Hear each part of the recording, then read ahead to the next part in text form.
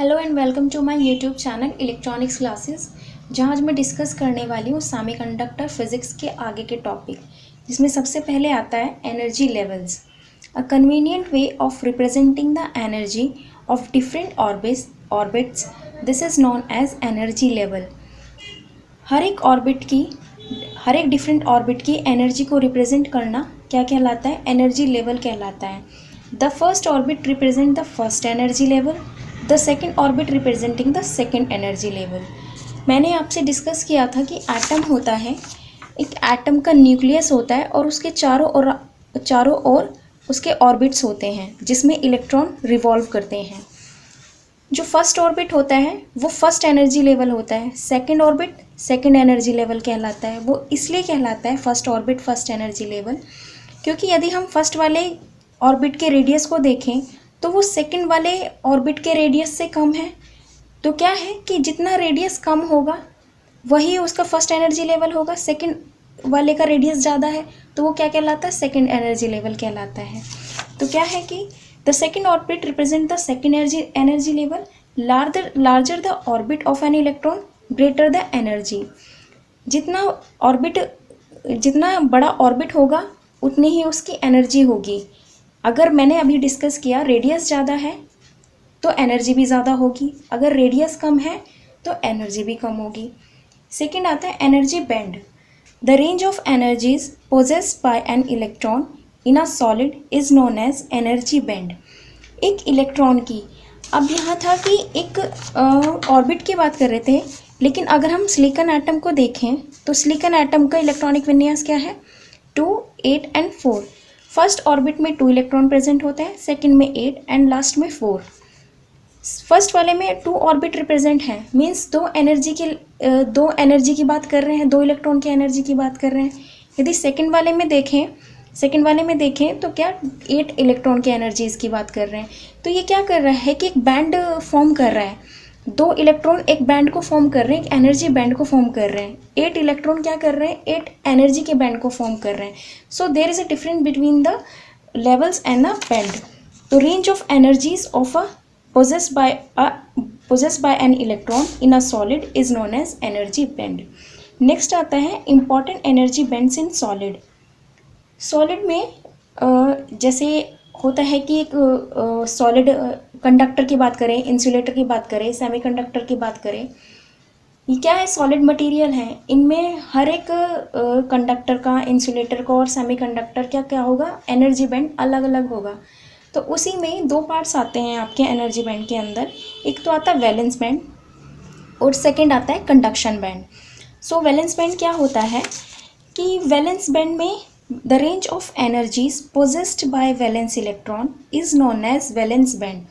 Valence band के electron की energy से बनने वाला वैलेंस बैंड क्या कहलाता है? वैलेंस बैंड कहलाता है। वैलेंस बैंड के इलेक्ट्रॉन की एनर्जी से बनने वाला बैंड वैलेंस बैंड कहलाता है। और कंडक्शन बैंड क्या होता है? कंडक्शन बैंड के इलेक्ट्रॉन्स की एनर्जी से बनने वाला बैंड कंडक्शन बैंड कहलाता है। The range of energies possessed by conduction band electron known as conduction band. Next आता है एनर्जी बैंड डायग्राम में वैलेंस बैंड और कंडक्शन बैंड कैसे बनता है। किसी भी सॉलिड मटेरियल में हम डिस्कस करेंगे कि वैलेंस बैंड और कंडक्शन बैंड कैसे बनता है। जब सिलिकॉन एटम के अक्रॉस कुछ एनर्जी प्रोवाइड की जाती है तो उस स्थिति में क्या होता है कि इलेक्ट्रॉन जो हम एनर्जी प्रोवाइड करते हैं उसकी एनर्जी कोवेलेंट बॉन्ड के एनर्जी से ज़्यादा होती है। हमने पहले भी डिस्कस करा था, सिलिकॉन एटम को ले हम, यहाँ भी सिलिकॉन एटम है, एक स्ट्रक्चर की बात कर रहे हैं, एटॉमिक स्ट्रक्चर की।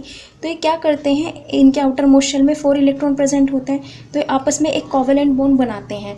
यदि हम इनके अक्रॉस एक एनर्जी को प्रोवाइड करें तो ये कोवेलेंट बॉन्ड टूट जाते हैं। क्यों? क्योंकि जो हम एनर्जी प्रोवाइड कर रहे हैं वो इस कोवेलेंट बॉन्ड की एनर्जी से ज़्यादा होती है।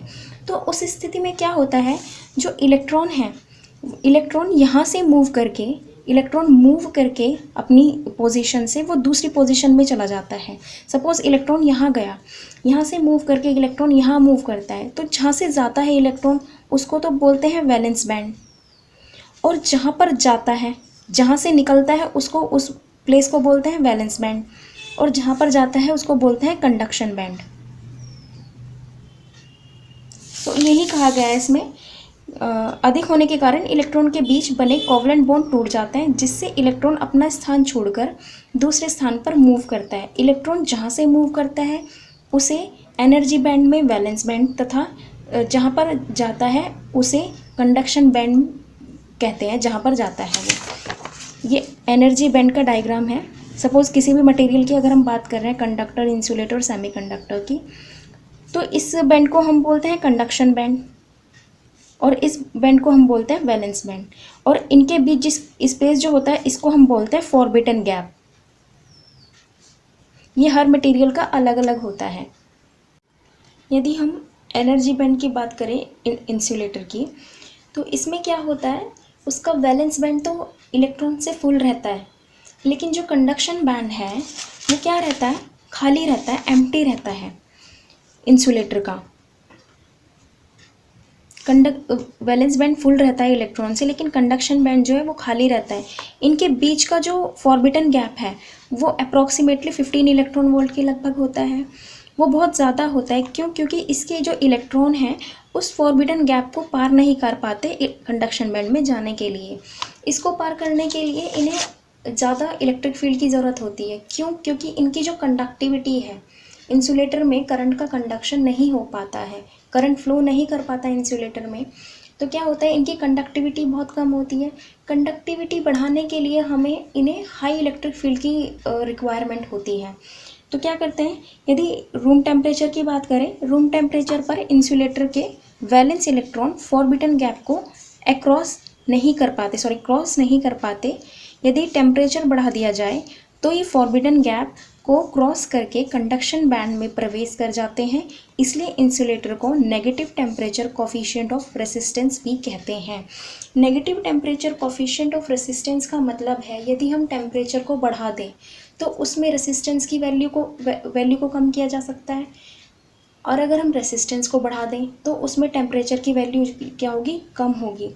तो अगर हमने टेम्परेचर को बढ़ाया, रूम टेम्परेचर पर क्या होते हैं, इनके कोवलेंट बॉन्ड टूटते नहीं हैं। तो हम क्या करते हैं, इसके across high electric field apply करके इसके इलेक्ट्रॉन को कंडक्शन बैंड में मूव करा सकते हैं।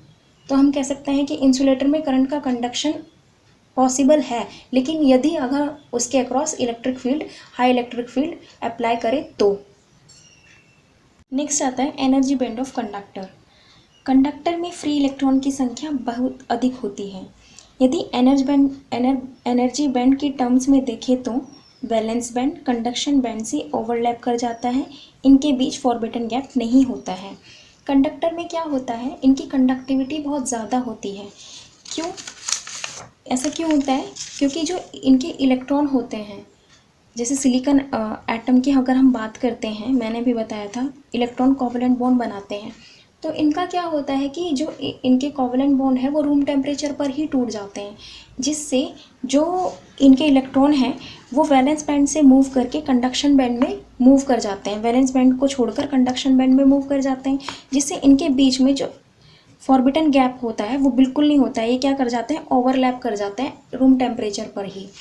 तो इसमें करंट, क्योंकि इसकी कंडक्टिविटी क्या होती है, बहुत ज़्यादा होती है, तो यदि कंडक्टर के अक्रॉस पोटेंशियल डिफरेंस लगा दिया जाए तो फ्री इलेक्ट्रॉन के मूवमेंट के कारण मटेरियल में करंट का कंडक्शन होने लगता है। इसलिए कहते हैं कंडक्टर की जो कंडक्टिविटी है वो बहुत ज़्यादा होती है और कंडक्टर मटेरियल में करंट का फ्लो बहुत ज़्यादा होता है। नेक्स्ट हम बात करें एनर्जी बैंड ऑफ सेमीकंडक्टर। तो इसमें क्या होता है, सेमीकंडक्टर वे मटेरियल होते हैं जिसकी इलेक्ट्रिकल कंडक्टिविटी कंडक्टर और इंसुलेटर के बीच होती है।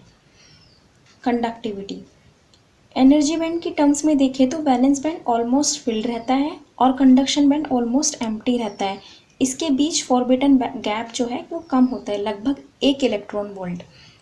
इसका मतलब है जो सेमीकंडक्टर हैं, जो इसके इलेक्ट्रॉन के कोवलेंट बॉन्ड हैं, कुछ तो रूम टेम्परेचर पर ही टूट जाते हैं, जिससे करंट का कंडक्शन हो जाता है, और हम कह सकते हैं कि इलेक्ट्रॉन वैलेंस बैंड से मूव करके कंडक्शन बैंड में मूव कर जाते हैं, जिससे इनका जो फॉरबिडन गैप है वो लगभग 1 इलेक्ट्रॉन वोल्ट के लगभग होता है। ये आता है conduction band. This is valence band. तो इलेक्ट्रॉन क्या करते हैं, मूव कर जाते हैं कंडक्शन बैंड में।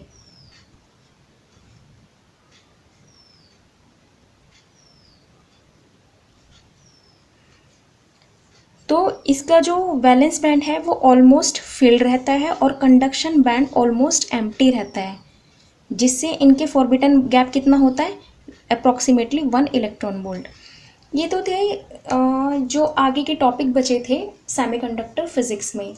आगे आने वाले जो टॉपिक है मैं आपको नेक्स्ट वीडियो में कवर कराऊंगी। आज के लिए इतना ही। Thank you, bye and have a nice day.